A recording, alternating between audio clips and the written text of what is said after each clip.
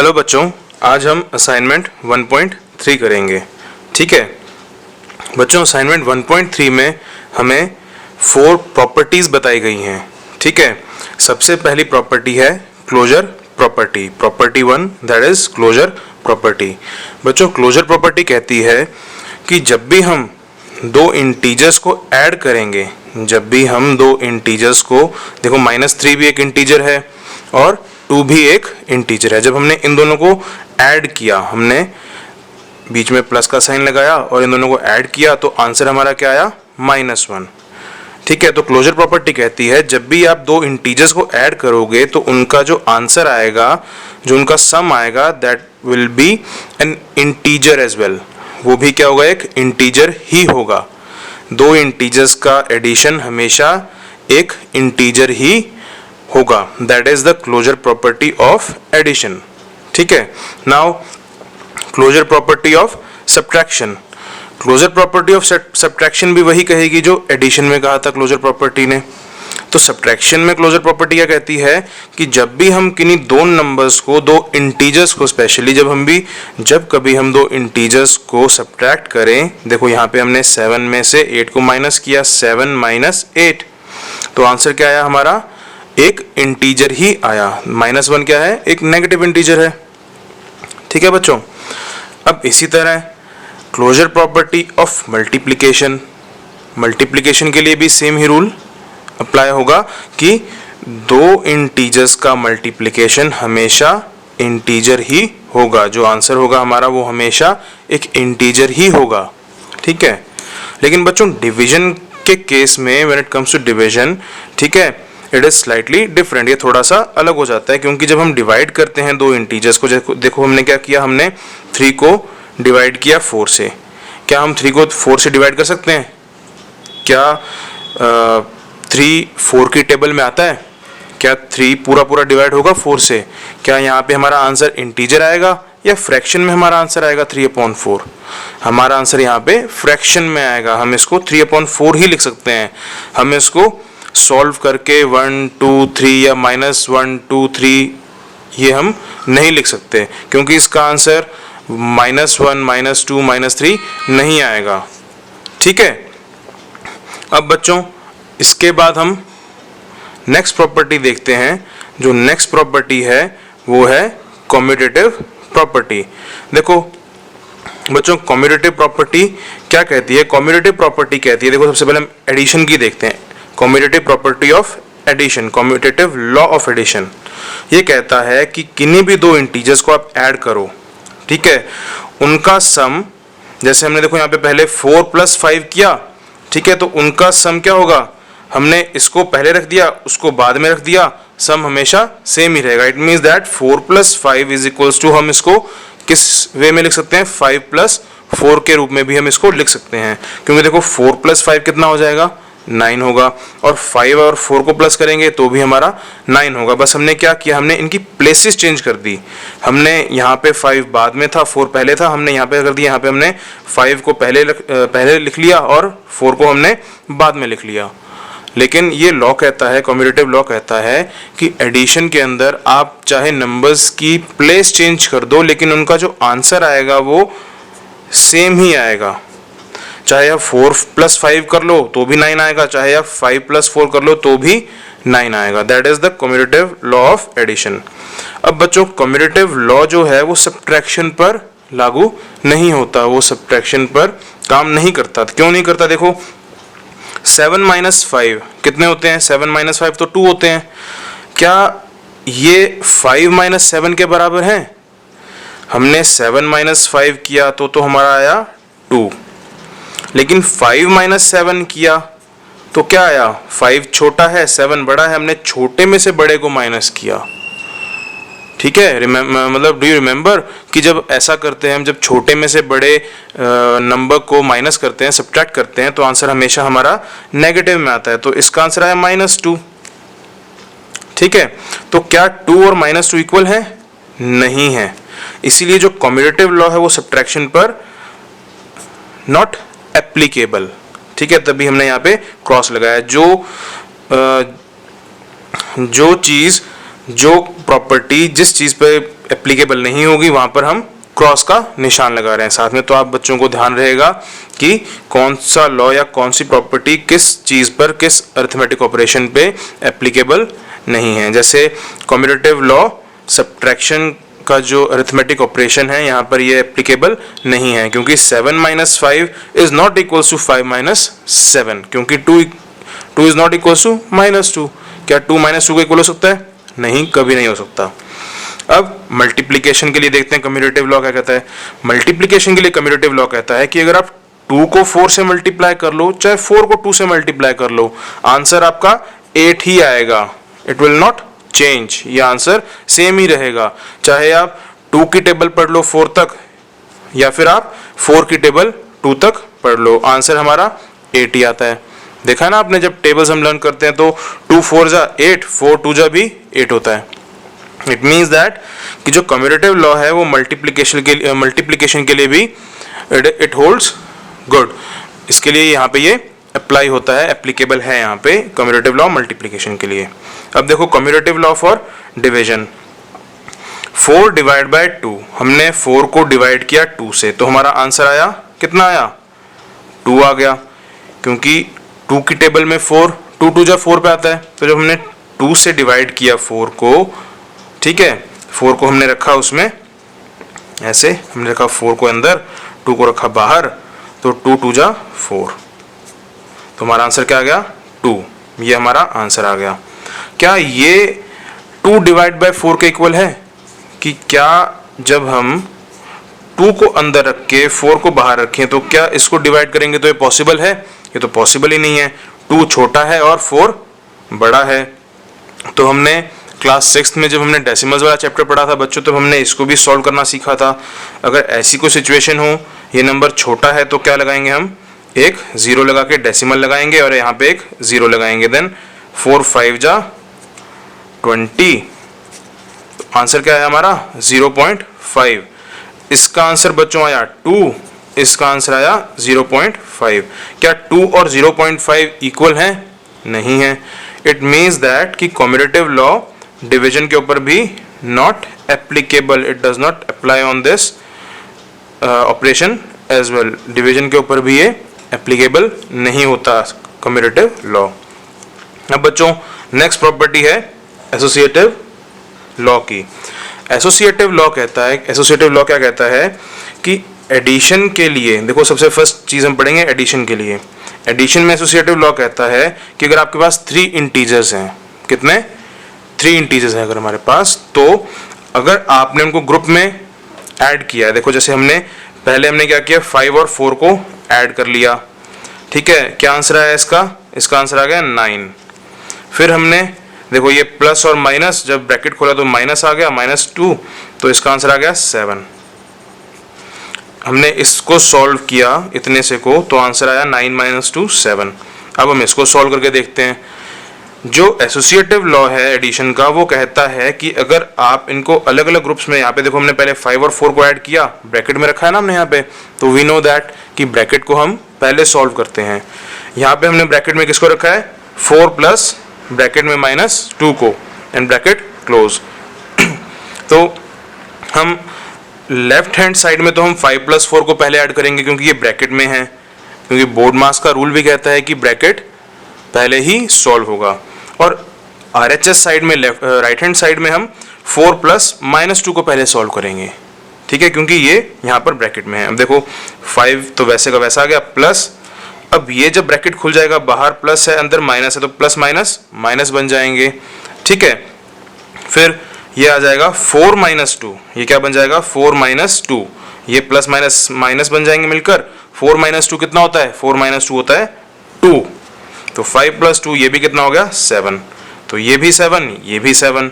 तो associative law कहता है कि एडिशन के अंदर अगर आप 3 इंटीजर्स को ऐड करते हो अलग अलग ग्रुप्स बनाकर, आपने पहले ये ग्रुप बना लिया, तो वो किसके इक्वल होगा? अगर आपने ग्रुप्स चेंज भी कर लिए तो उनका एडिशन इक्वल ही होगा, उनका जो सम आएगा वो दैट विल बी इक्वल।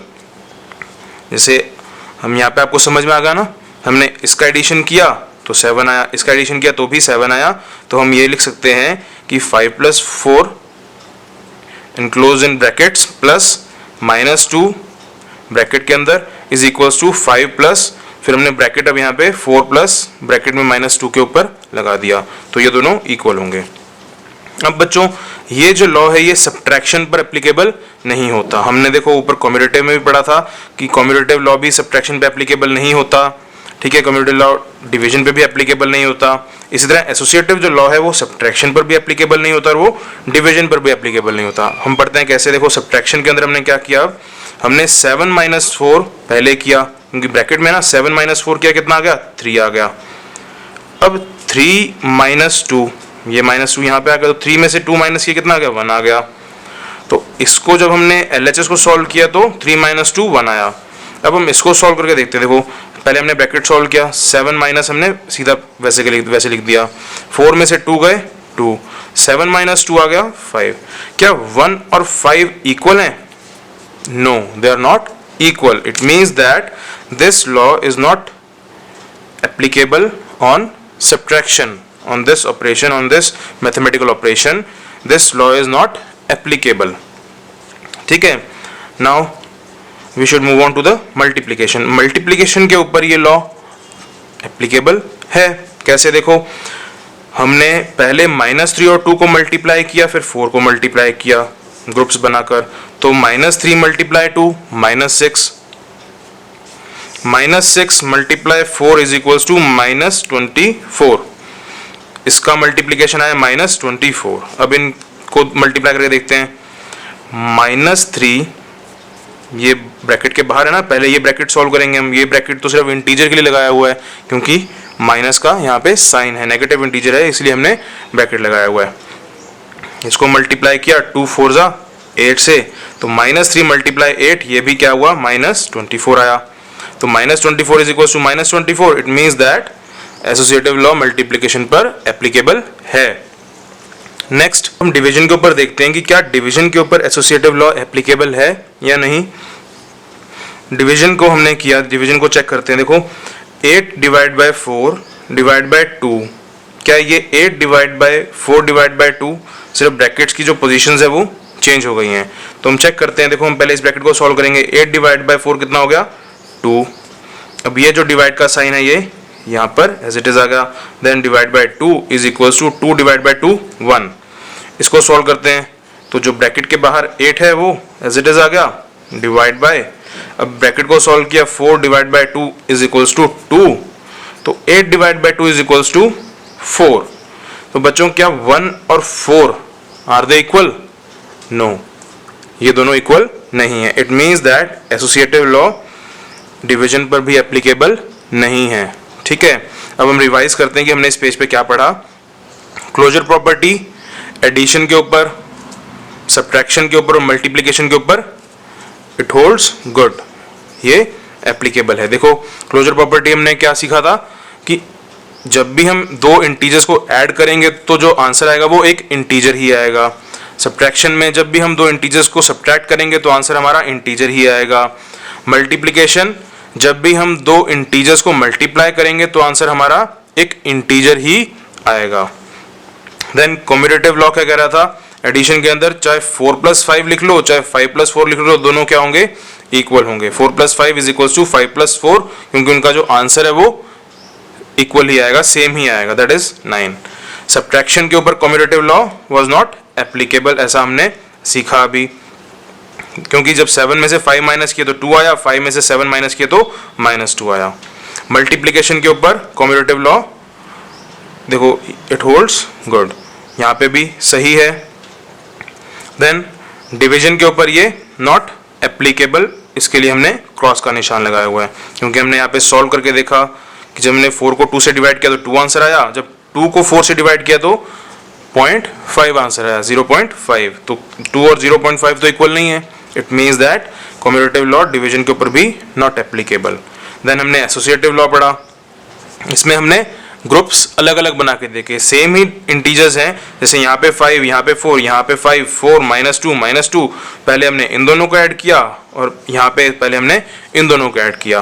तो एसोसिएटिव लॉ एडिशन के ऊपर एप्लीकेबल है, सब्ट्रैक्शन के ऊपर नॉट एप्लीकेबल, मल्टीप्लिकेशन के ऊपर भी एप्लीकेबल एंड डिवीजन के ऊपर भी नॉट एप्लीकेबल।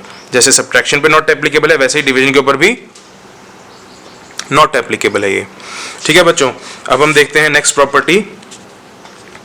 नेक्स्ट प्रॉपर्टी जो प्रॉपर्टी नंबर 4 है दैट इज डिस्ट्रीब्यूटिव लॉ। ठीक है बच्चों, अब जो डिस्ट्रीब्यूटिव लॉ है ये बच्चों एडिशन या सब्ट्रैक्शन के ऊपर नहीं है कि मल्टीप्लिकेशन के ऊपर ही ये एप्लीकेबल होता है। मल्टीप्लिकेशन के ऊपर देखते हैं कैसे। डिस्ट्रीब्यूटिव लॉ असल में कहता क्या है?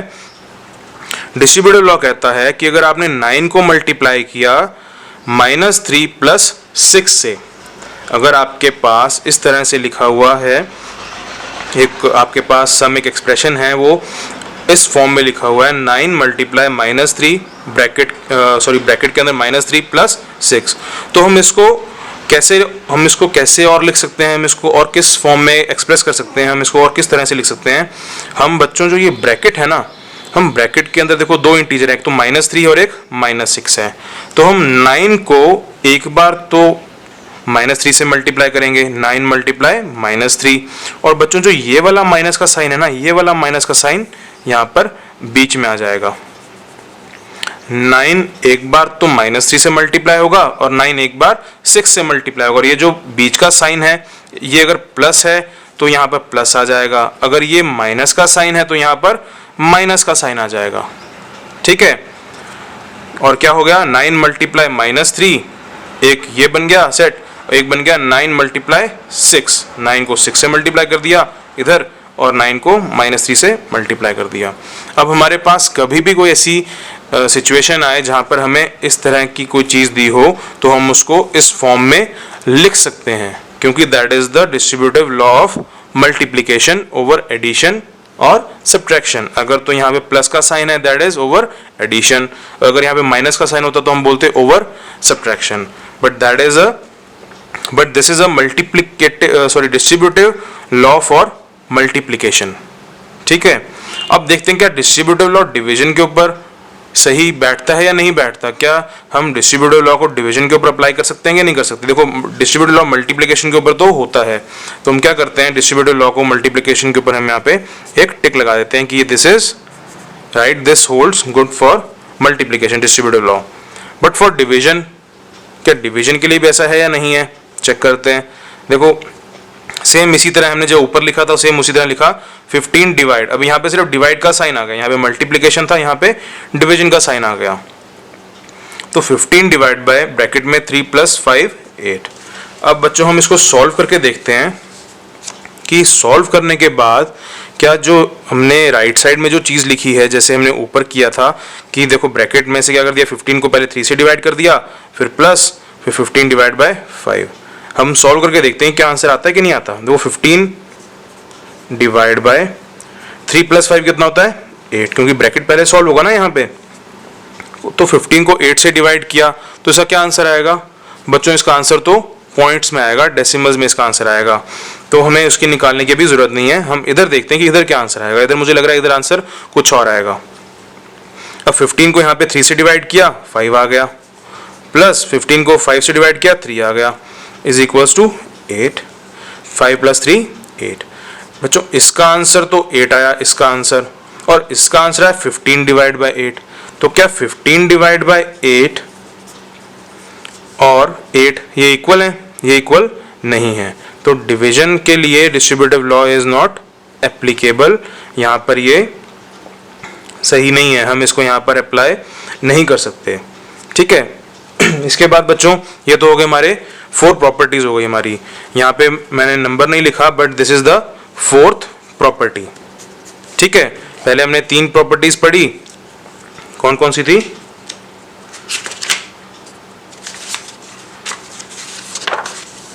Property number 1 closure property, commutative law, associative law, and then 4th number distributive law. तो देयर आर 4 प्रॉपर्टीज, 4 लॉज। अब बच्चों इसके अलावा 2 कंसेप्ट्स और हैं जो हमें समझने हैं, दैट इज एडिटिव आइडेंटिटी क्या होता है और मल्टीप्लिकेटिव आइडेंटिटी क्या होता है। बच्चों एडिटिव आइडेंटिटी होता है कोई भी एक ऐसा नंबर हम उसको किसी भी इंटीजर में ऐड करें तो वो इंटीजर सेम का ही सेम आ जाए, मतलब उसमें कुछ चेंजेस ना हो। देखो एग्जांपल, 5 एक इंटीजर है, इसमें हमने 0 ऐड किया तो आंसर क्या आया? 5 ही आया। ठीक है, जैसे 8 है, 8 में हमने 0 ऐड किया तो 8 आया, -3 में हमने 0 ऐड किए तो -3 आए। तो जब भी हमने 0 ऐड किया तो क्या इन इंटीजर्स की वैल्यू बदली? नहीं बदली। Therefore 0 is the additive identity. इसीलिए 0 क्या है? एडिटिव आइडेंटिटी है। बच्चों हम 0 को एडिटिव आइडेंटिटी इसलिए बोलते हैं क्योंकि जब भी हम 0 को किसी इंटीजर में ऐड करते हैं तो उस इंटीजर की वैल्यू नहीं बदलती, वो इंटीजर सेम का सेम ही रहता है और उसी को बोलते हैं एडिटिव आइडेंटिटी। अगर आपसे कोई पूछे कि what is the additive identity for integers तो हम क्या बोलेंगे? 0 is the additive identity for the integers. Now multiplicative identity. Multiplicative identity क्या होती है? देखो 5 multiply 1 is equals to 5, -3 multiply 1 is equals to -3, 9 multiply 1 is equals to 9। तो ऐसा कौन सा नंबर हुआ जिसको हमने इन इंटीजर्स में मल्टीप्लाई किया और उनकी वैल्यू सेम ही रही, उनमें कोई चेंजेस नहीं आए?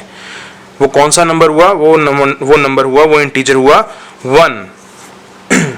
हमने 1 को इन सभी में मल्टीप्लाई किया अलग अलग, तो इनकी जो वैल्यूज हैं वो सेम रही।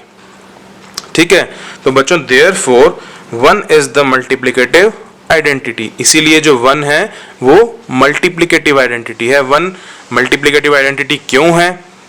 क्योंकि 1 को हम जब भी किसी भी नंबर से, किसी भी इंटीजर से मल्टीप्लाई करते हैं तो that integer remains the same.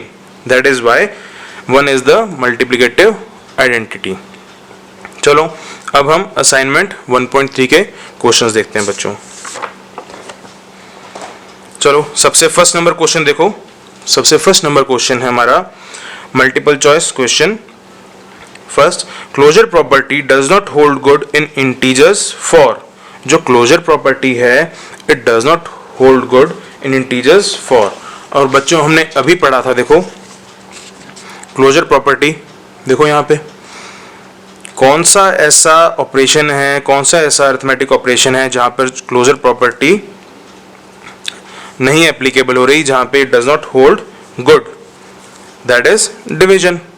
तो हम क्या करेंगे? देखो यहाँ पे बुक में अपने डी पर, डिवीजन पर टिक लगाएंगे हम। ठीक है, नाउ सेकंड नंबर देखो, in integers 1 is the identity for. Integers के अंदर 1 किस चीज की आइडेंटिटी है, हमने वो भी अभी सीखा था। देखते हैं नेक्स्ट पेज पर, देखो यहाँ पर मल्टीप्लिकेटिव आइडेंटिटी में हमने क्या सीखा था कि 1 को किसी भी नंबर के साथ, किसी भी इंटीजर के साथ मल्टीप्लाई करो तो that integer remains the same. तो हमने क्या लिखा? Therefore 1 is the multiplicative identity. तो यहाँ पे अब क्या आंसर आएगा? सेकंड नंबर एमसीक्यू का, in integers 1 is the identity for multiplication. क्योंकि जब हमने मल्टीप्लाई किया था तभी तो वो सेम रहे थे ना। अगर हम ऐड करते 5 और 1 को तो ये तो 6 बन जाते।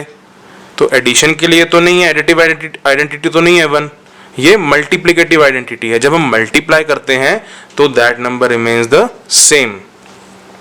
ठीक है बच्चों, चलो नेक्स्ट क्वेश्चन देखो। आपको अपनी कॉपी में कैसे करना होगा इसको? आपको अपनी कॉपी में सॉल्यूशंस लिखते समय इस तरह से लिखना। First number question multiple choice questions, इसका फर्स्ट का आंसर क्या लिखोगे? Closure property does not hold good in integers for division. Okay, second, in integers 1 is the identity for multiplication. Integers के अंदर जो 1 है that is the identity for multiplication. 1 multiplication की identity है। सेकंड नंबर क्वेश्चन देखो, Which of the following statements is are true or false? इनमें से कौन से statements true हैं और false हैं? कौन से statements true हैं, कौन से statements false हैं? तो फर्स्ट नंबर देखते हैं। फर्स्ट नंबर क्या है? 5 multiply -3 is equals to -3 multiply 5। तो देखो बच्चों कौन सी प्रॉपर्टी है ये? हमने अभी लॉ पढ़ा था, ये है commutative law. Commutative law of multiplication. Commutative law of multiplication क्या कहता है? देखो यहाँ पे क्या हुआ है, यहाँ पे पोजीशन ही तो बदली है, सिर्फ मल्टीप्लिकेशन हो रहा है दो इंटीजर्स का, लेकिन हमने यहाँ पे पहले 5 मल्टीप्लाई -3 लिखा और यहाँ पे हमने इनकी पोजीशंस आगे पीछे कर दी हैं। -3 पहले लिख दिया और 5 बाद में लिख दिया, लेकिन इनका जो मल्टीप्लिकेशन है वो जो इनका आंसर है वो क्या है, वो सेम है। देखो यहाँ पे अपनी नोटबुक में देखो सॉल्यूशन में first number 5 multiply -3 is equal to -3 multiply 5। ये तो फर्स्ट नंबर हमने क्वेश्चन लिखा। अब देखो इसको सॉल्व कर रहे हैं। पहले हमने क्या लिखा, LHS left hand side 5 multiply -3 कितना हुआ -15 एंड अब RHS -3 multiply 5 is equals to also -15। So 5 multiply -3 is equals to -3 multiply 5 is true. हमसे ट्रू और फॉल्स पूछा था ना। अब जो ट्रू है उसके लिए हम आगे ट्रू लिखेंगे और जो फॉल्स है उसके आगे हम इस तरह से स्टेटमेंट में फॉल्स लिखेंगे कि ये स्टेटमेंट ये है फॉल्स है ये स्टेटमेंट। ठीक है बच्चों, अब हम नेक्स्ट देखते हैं। Next second number 545 multiply 0 is equals to 545। तो क्या 545 को जब हमने 0 से मल्टीप्लाई किया तो आंसर 545 आएगा? 0 से किसी भी नंबर को मल्टीप्लाई करो, 545 को जब 0 से मल्टीप्लाई किया तो बच्चों आंसर तो 0 आएगा and 0 is not equals to 545। बच्चों जो हमने LHS को सॉल्व करके जब 0 चेक निकाला तो क्या है 0 545 के इक्वल है? No. Therefore 545 multiply 0 is equal to 545 is false. ठीक है, चलो नेक्स्ट नंबर देखते हैं। थर्ड नंबर क्या दिया बच्चों, -3 multiply bracket start 4 plus bracket में -6 bracket close is equals to -3 multiply 4 minus 3 multiply -6। अब बच्चों हमने एक डिस्ट्रीब्यूटिव लॉ पढ़ा था ना, डिस्ट्रीब्यूटिव लॉ ऑफ मल्टीप्लिकेशन। अब हमें देखो क्वेश्चन तो वैसा ही दिया है, पहले -3 को 4 से मल्टीप्लाई किया, फिर -3 को -6 से मल्टीप्लाई किया, लेकिन इसमें एक चीज इन्होंने गलत लिख दी है, एक चीज इन्होंने जानबूझकर इन्होंने बुक में गलत दी है ताकि वो हमें टेस्ट कर सकें कि क्या हमें समझ में आया या नहीं आया। अगर आया तो हमें कितना समझ में आया। हमें देखने से तो लग रहा है ये कि डिस्ट्रीब्यूटिव लॉ है, क्या एक्चुअली में ये डिस्ट्रीब्यूटिव लॉ ऑफ मल्टीप्लिकेशन है या नहीं है, यहाँ पर कोई कमी है। यहाँ पे बच्चों एक कमी है। क्या कमी है कि ये distributive law of multiplication over addition है। यहाँ पे कौन सा साइन है, प्लस का, और इन्होंने यहाँ पे बीच में कौन सा साइन लगा रखा है, यहाँ पे कौन सा साइन लगा दिया, माइनस का। इसका मतलब ये फॉल्स होगा, लेकिन अब वो चेक करने के लिए हमें इसको सॉल्व करके देखना होगा। अब इक्वल्स टू का जो लेफ्ट हैंड साइड है बच्चों, जो ये इक्वल्स टू का साइन है, इसका जो लेफ्ट हैंड साइड है जिसको हम LHS भी बोलते हैं, हम इसको पहले सॉल्व करते हैं अलग से। देखो -3 मल्टीप्लाई 4 प्लस -6 ब्रैकेट के अंदर। अब ब्रैकेट को हम पहले सॉल्व करेंगे, स्क्वायर ब्रैकेट को। तो अंदर ये ब्रैकेट खोला -6 के ऊपर वाला जो कि इंटीजर के लिए है। जब इसको खोला तो प्लस माइनस, बाहर प्लस अंदर माइनस, तो ब्रैकेट ओपन करने के बाद माइनस बन गया। ये हमने 6th क्लास में सीखा था और हमने अभी असाइनमेंट 1.1 एंड 1.2 में भी काफ़ी क्लियरली हमने इस चीज़ को वापस से रिवाइज भी कर लिया और सीख भी लिया है। अब 4 - 6 कितने हुए, -2। अब -3 -2 दोनों माइनस के इंटीजर्स हैं, दोनों को मल्टीप्लाई किया तो 6 आंसर है हमारा पॉजिटिव का। अब हम RHS को सॉल्व करते हैं। -3 मल्टीप्लाई 4 हो गया -12। अभी देखो ये माइनस का साइन एज इट इज आ गया। अब -3 मल्टीप्लाई -6 ये 18 आया है। इसके साथ अब कोई ब्रैकेट में माइनस का साइन हमने नहीं लगाया क्योंकि अभी 18 है, ये पॉजिटिव का 18 है, और ये वाला जो माइनस का साइन है बच्चों ये वाला माइनस का साइन है, और इन दोनों का जो मल्टीप्लिकेशन है वो पॉजिटिव 18 है। समझ में आया? यहाँ पे कंफ्यूज मत हो जाना कि हमने इन दोनों को -18 लिखा है, इन दोनों का मल्टीप्लिकेशन तो पॉजिटिव 18 है। ये वाला जो नेगेटिव का, ये वाला जो माइनस का सिंबल है, ये यहाँ पे कैरी फॉरवर्ड हुआ है। नाउ -12 - 18 कितना होगा इसका सम? इसका होगा -30। तो 6 और -30 they are not equal, hence LHS is not equals to RHS, therefore the above statement is false। इसीलिए जो ऊपर स्टेटमेंट कहा गया है वो गलत है, और वो चीज़ कि ये क्वेश्चन जो हमें स्टेटमेंट दिए गलत है, ये हमने पहले ही पता लगा लिया था कि यहाँ पे तो प्लस का साइन है और यहाँ पे हमें माइनस का साइन दे दिया, और हमने अभी थोड़ी देर पहले ही डिस्ट्रीब्यूटिव लॉ सीखा था। नाउ नेक्स्ट नंबर देखते हैं, fourth number, -7 multiply 1 is equal to 7। -7 multiply 1 equal to 7, since -7 multiply 1 is equal to -7 and -7 is not equal to 7।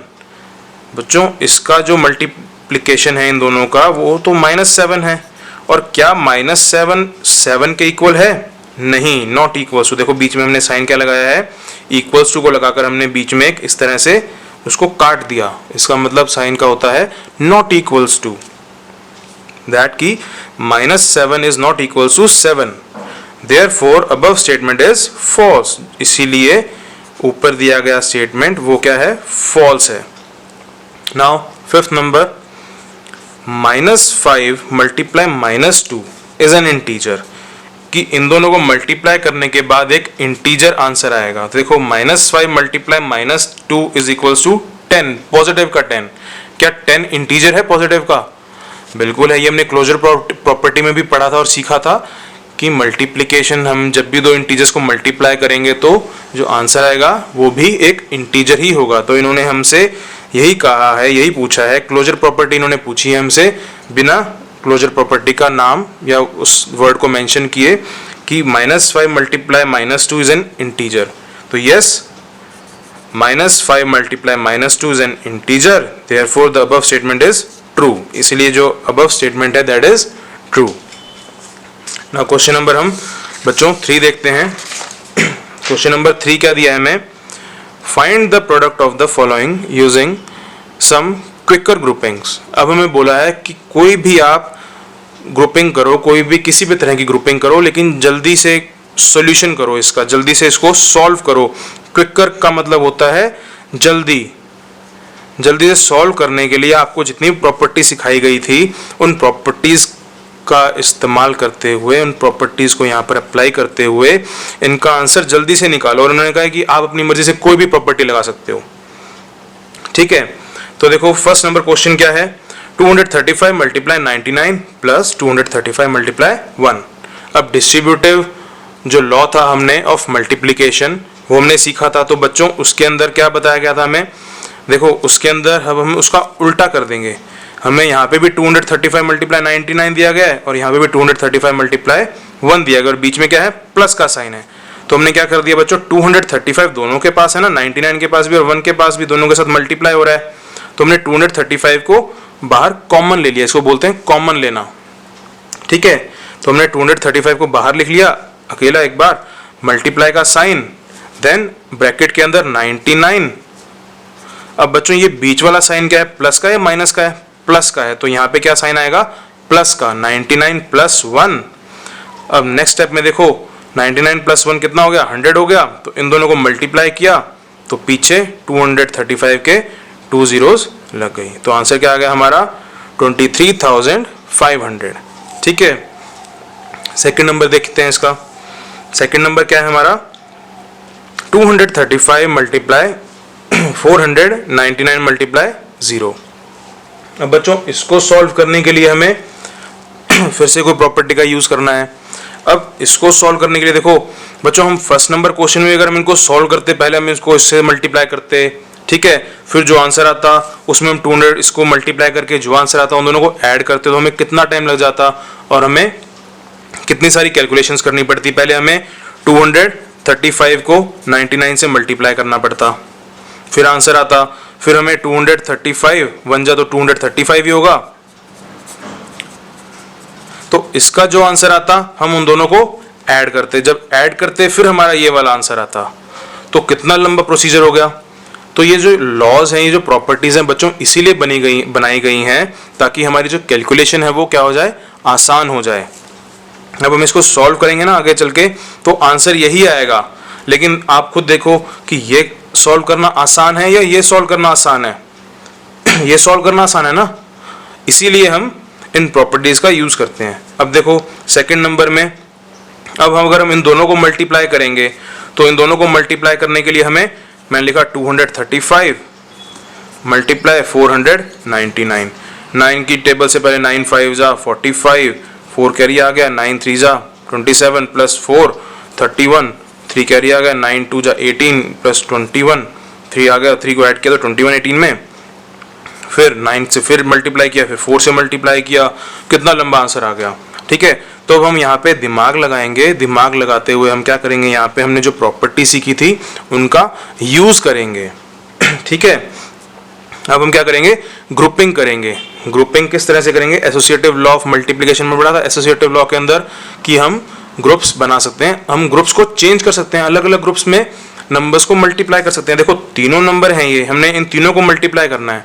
हमारी मर्जी है, हम किन्हीं भी दो नंबर्स को पहले मल्टीप्लाई कर लें, चाहे हम इन दोनों को मल्टीप्लाई कर लें, उससे तो कैलकुलेशन इतनी मुश्किल बन जाएगी, चाहे हम इसको और इसको मल्टीप्लाई कर लें। देखो हमने नेक्स्ट स्टेप में क्या किया, 235 मल्टीप्लाई 0 मल्टीप्लाई 499, हमने 0 को इधर शिफ्ट कर दिया और इसको हम इधर ले गए।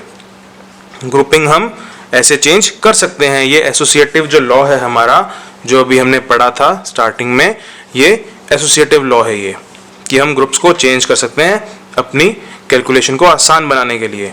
तो देखो 235 को जब 0 से मल्टीप्लाई किया तो आंसर 0 आ गया, फिर 0 को 499 से मल्टीप्लाई किया तो आंसर 0 आ गया। और बच्चों अगर हम यहाँ पे पहले सॉल्व करने जाते तो हम इन दोनों को मल्टीप्लाई करते, फिर जो आंसर आता फिर उसको कोई भी आंसर, यहाँ पे कोई भी आंसर आता फिर हम उसको 0 से मल्टीप्लाई करते तो आंसर हमारा फिर भी 0 ही आना था। तो इतनी सारी कैलकुलेशन करने की क्या जरूरत थी। ठीक है, तो प्रॉपर्टीज क्या करती है, हमें कैलकुलेशन को इजी बनाने में हेल्प करती हैं। हाँ बच्चों, थर्ड नंबर देखते हैं अब हम। 27 मल्टीप्लाई -8 प्लस 27 मल्टीप्लाई -10। अब बच्चों इस क्वेश्चन में सेम वही प्रॉपर्टी यूज होगी जो हमने इसके फर्स्ट पार्ट में यूज की थी। कौन सी property, distributive law of multiplication over addition. Plus का साइन है ना यहाँ पे, तो ओवर एडिशन। देखो 27 यहाँ पे दोनों के पास है, -8 के साथ भी मल्टीप्लाई हो रहा है और यहाँ पे -10 के साथ भी मल्टीप्लाई हो रहा है। तो हम क्या करेंगे, 27 को बाहर कॉमन ले लेंगे और ब्रैकेट के अंदर हम इन दोनों को रख देंगे। तो -8 तो -8 आ गया, ये वाला प्लस ये यहाँ पे आ गया। अब बच्चों ये -10 जो इंटीजर है ना, ये नेगेटिव इंटीजर है, तो हमें इसको ब्रैकेट में रखना होगा। अब नेक्स्ट स्टेप में हमने क्या किया, 27 आ गया, मल्टीप्लिकेशन की जगह आ गया -8। अब ये ब्रैकेट खुला -10 वाला, तो प्लस और माइनस मिलके क्या बन गए, माइनस बन गए। अब -8 -10 कितना हो गया, -18। तो 27 मल्टीप्लाई -18, इन दोनों को मल्टीप्लाई किया, एक पॉजिटिव इंटीजर है एक नेगेटिव इंटीजर है, दोनों को मल्टीप्लाई करने के बाद क्या आंसर आया, नेगेटिव इंटीजर आया और नेगेटिव -486। ठीक है बच्चों, आई होप कि आपको ये वाला क्वेश्चन भी समझ में आ गया ढंग से। ठीक है, अब हम क्वेश्चन नंबर 4 देखते हैं। क्वेश्चन नंबर 4 हमें बोला है verify whether the following is are true और फॉल्स। अब ये देखो सेम सेकंड नंबर क्वेश्चन की तरह है, हमें वेरीफाई करना है कि ये ट्रू है या फॉल्स है। बच्चों फर्स्ट नंबर क्या है, -16 divide by -1 is equals to -13। अब देखो -16 को जब हम डिवाइड करेंगे -1 से,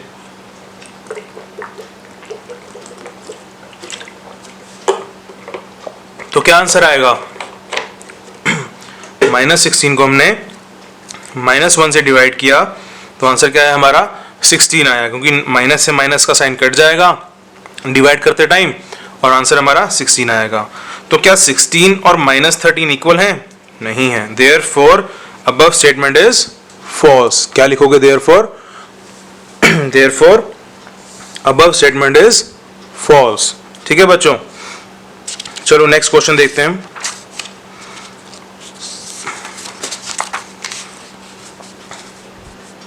नेक्स्ट क्वेश्चन है -15 divide by 0 is equals to 0। Second number -15 divide by 0 is equals to 0। अब बच्चों जब भी हम किसी भी इंटीजर को, किसी भी नंबर को जब हम 0 से डिवाइड करते हैं तो उसका आंसर नहीं आता, उसका आंसर क्या होता है, नॉट डिफाइंड, नॉट पॉसिबल। इसका कारण क्या है बच्चों, देखो अगर आपको मैंने बोला कि 12 को 2 से डिवाइड करो, इसका मतलब मैंने बोला कि 12 को 2 इक्वल पार्ट्स में बांट दो, तो वो आप कर सकते हो ना। 12 को 2 इक्वल पार्ट्स में बांट दिया तो इसका मतलब क्या आया, 6। एक पार्ट 6 हो गया, दो पार्ट्स 6 टू जा 12, टू पार्ट्स बन गए 6 के। जब हमने 6 को 12 को हमने टू पार्ट्स में बांटा तो एक पार्ट कितना हो गया, 6 हो गया। अब बच्चों क्या हम 12 को 0 पार्ट्स में बांट सकते हैं? क्या हम 12 को 0 पार्ट्स में बांट सकते हैं? नो, नहीं बांट सकते। हम 12 को 0 पार्ट्स में नहीं बांट सकते। तो क्या आएगा यहाँ पे answer? Not defined, not possible. Therefore -15 divide by 0 is equal to 0 is a false statement. ये कौन सा स्टेटमेंट है? फॉल्स स्टेटमेंट है, ये गलत स्टेटमेंट है। नेक्स्ट देखते हैं बच्चों। नेक्स्ट हमें बोला है कि 0 divide by -11 is equal to -11। अगर हम 0 को डिवाइड करते हैं -11 से, 0 को हमने डिवाइड किया -11 से, तो बच्चों जब भी हम 0 को डिवाइड करेंगे ना तो आंसर हमेशा 0 आएगा।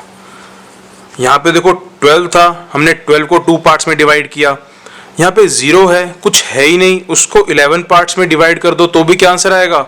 0 ही आएगा ना, समझे आप? तो 0 को हम कभी भी किसी भी इंटीजर से चाहे नंबर से डिवाइड करें, हमारा आंसर हमेशा 0 आएगा। और हमें क्या बोला है कि इन दोनों को डिवाइड करने पर -11 आंसर आ रहा है। Therefore above statement is false, क्योंकि हमारा आंसर तो क्या आ रहा है? हमारा आंसर तो 0 आ रहा है। And 0 is not equals to -11। ये आपको ये जो लाइन है आपको ये कॉपी में लिखनी है। बच्चों को कॉपी में ये सब चीज़ें लिखने की ज़रूरत नहीं है, ठीक है? ये चीज़ें सिर्फ मैं आपको समझाने के लिए लिख रहा हूँ साइड में, इसको कॉपी में नहीं लिखना। जो भी चीज़ें मैंने इस सर्किल के अंदर, इन बॉक्सेस के अंदर रख दी है, उसको आपको कॉपी में लिखने की ज़रूरत नहीं है और नहीं करना। देन नेक्स्ट देखो, -19 divide by 19 is equals to -1। तो यस, जब हम -19 को डिवाइड करेंगे 19 से तो आंसर हमारा क्या आएगा? -1 ही आएगा। देखते हैं हम करके। -19 डिवाइड बाय 19, तो 19 1 जा 19, 19 1 जा 19, आंसर क्या आया? -1। सही है इसका मतलब। Therefore above statement is true, इसलिए अबव स्टेटमेंट ट्रू है हमारी। Now question number 5।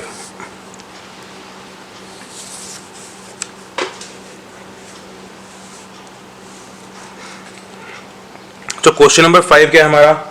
Question number 5 है कैलकुलेट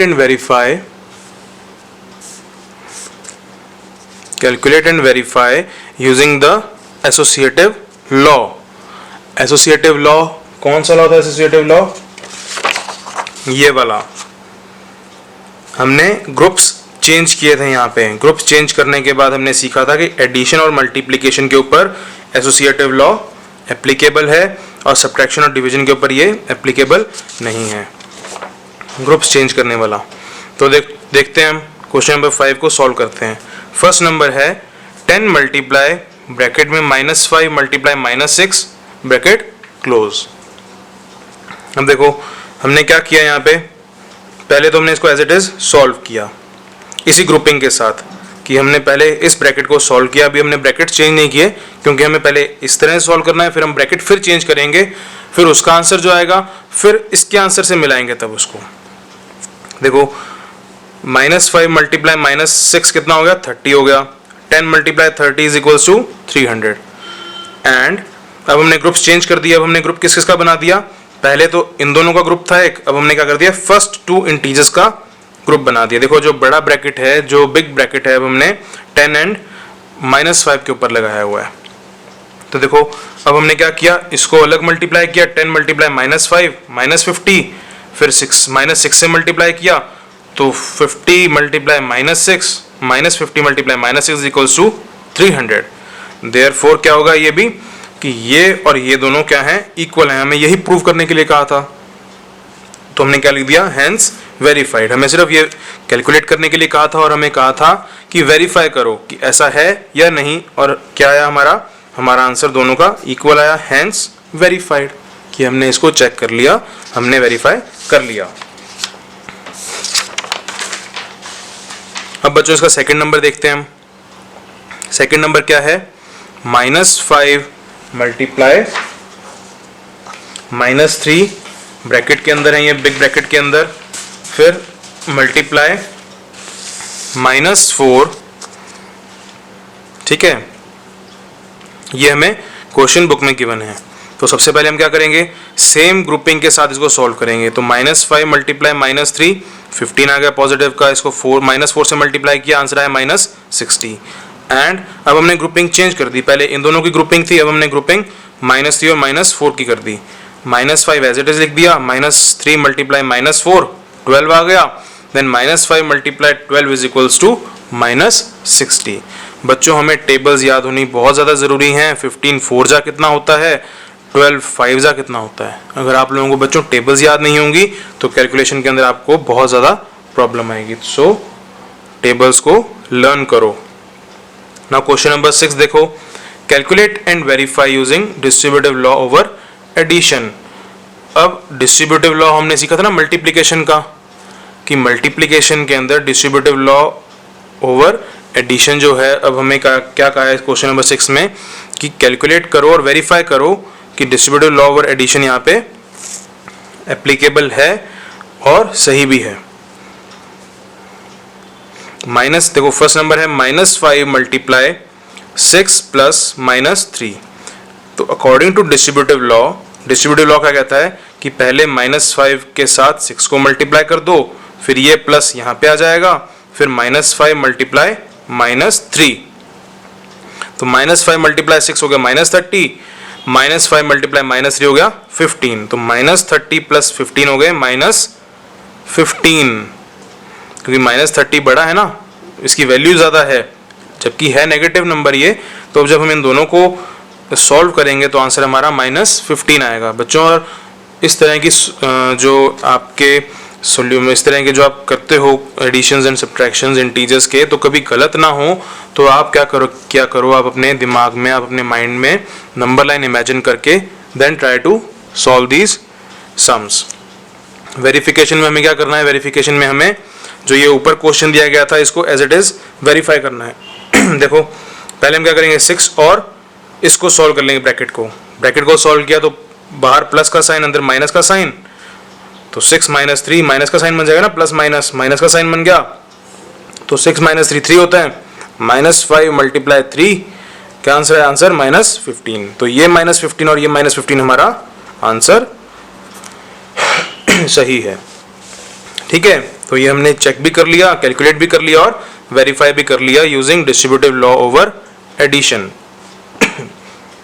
नाउ इसका सेकेंड नंबर देखो, 4 multiply 3 plus 8। According to distributive law 4 multiply 3 plus 4 multiply 8, 4 3 जा 12, 4 8 जा 32, 12 प्लस 32 44। वेरिफिकेशन हमने किया तो 4 मल्टीप्लाई 3 प्लस 8 कितना होता है 11, तो 4 मल्टीप्लाई 11 इज इक्वल्स टू 44। 44 और 44 दोनों इक्वल हैं, हेंस वेरीफाइड। अब बच्चों इसका जो थर्ड पार्ट है ये वाला आप खुद करोगे, you will do it yourself, and fourth part भी आप खुद करोगे। ठीक है, फिफ्थ पार्ट क्या कहता है, -1 multiply -4 plus 6 according to distributive law, -1 multiply -4 -1 multiply 6। तो -1 मल्टीप्लाई -4 कितना हो गया, 4 हो गया, -1 मल्टीप्लाई 6 कितना हो गया, -6 हो गया। तो 4 प्लस माइनस ब्रैकेट खोले तो माइनस बन गया, 4 - 6 इज इक्वल टू -2। वेरिफिकेशन करते हैं अब हम, तो -4 और 6 को सॉल्व किया तो यहाँ पे -4 प्लस 6 2 आ गया, -1 मल्टीप्लाई 2 इज इक्वल टू -2। तो -2 एंड -2 हेंस वेरीफाइड, ये भी सही है। बच्चों फिफ्थ हमने कर लिया, अब जो सिक्स्थ नंबर है ये वाला आप खुद करोगे। ठीक है बच्चों, 7 नंबर क्वेश्चन है, find x in the following. हमें x की वैल्यू फाइंड करनी है इन सभी क्वेश्चंस के अंदर। देखो x हमें ये दिया हुआ है यहाँ पे, तो हमें इसको सॉल्व करना है। सॉल्व करने के बाद हमें यहाँ पे जो हमने अलजेब्रा लास्ट ईयर हमने 9th नंबर चैप्टर में जो हमने अलजेब्रा पढ़ा था, ठीक है, हमें अलजेब्रा का यूज करते हुए इस क्वेश्चन को सॉल्व करना है और हमें x की वैल्यू फाइंड करनी है। ठीक है बच्चों, ये वाला क्वेश्चन सेम प्रॉपर्टीज़ जो हमने सीखी हैं वही प्रॉपर्टीज़ यहाँ पे यूज़ हुई हैं। आपको उन्हीं प्रॉपर्टीज़ का यूज़ करते हुए इनके सॉल्यूशंस ढूंढने हैं। ठीक है, आपको सॉल्यूशंस में इनके सभी सॉल्यूशंस भी मिल जाएंगे, लेकिन बच्चों 1 या 2 क्वेश्चंस आप सॉल्यूशन में देख लेना, बाकी आप लोग खुद पहले करके देखना उनको अपने प्रैक्टिस कॉपी के अंदर, और जब सही आंसर आए अपनी बुक में से पीछे से आंसर्स मैच कर लेना, और जब सही आंसर आए तो प्रॉपर मेथड से जैसा मैंने आपको करवाया है उसी प्रॉपर मेथड से आपने अपनी कॉपीज़ के अंदर इसको काम को सुंदर सुंदर करना है। क्योंकि जब स्कूल खुलेगा तो मैं सभी की कॉपीज़ चेक करूंगा कि सभी ने काम पूरा किया है या नहीं किया, और जिसने काम पूरा नहीं किया होगा उससे मैं उस बच्चे को काम वापस से जितना भी उसका काम पेंडिंग होगा उसको काम पेंडिंग अपना काम सारा पूरा करना होगा। इसीलिए अभी आप लोगों के पास समय भी होता है, तो आप लोग अपने समय का पूरा यूज़ करो और जितना भी काम दिया जाता है उसको ढंग से, ठीक है, ढंग से उसको काम को करो। ठीक है बच्चों, थैंक यू।